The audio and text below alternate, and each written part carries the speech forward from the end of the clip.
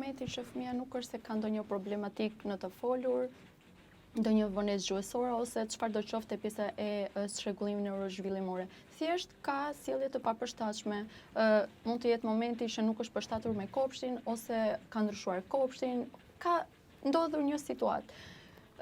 Çfarë ndodh në këtë moment? Si mund të punohet me edukatorin ose me prindrit? Fëmia ka thjesht problematik sjellje. Jo domosdoshmërisht një çrregullim. Problematika e sjelljes gjithashtu kërkon që prindi apo edukatori të jetë i përgatitur në menaxhimin e sjelljes, edhe nëse nuk është një çrregullim. Menaxhimi i sjelljes është një ylber me ngjyra që atë që sjell fëmia përpara në atë moment nuk është e thënë që ta gjesh të shkruar të zezën mbi të bardhë, por duhet kuptuar në radhë të parë çfarë është kjo sjellje, pse ndodh kjo sjellje, dhe këto janë bazat që prindi apo edukatori do duhet i dinë.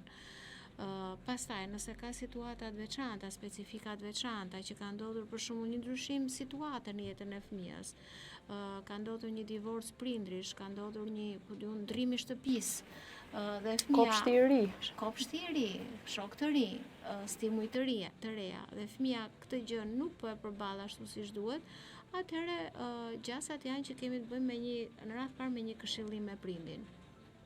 Pra jo domosdoshmërisht menaxhimi i sjelljes së fëmijës, po e zhvendosim vëmendjen tonë tek këshillimi i prindit. Shumë i rëndësishëm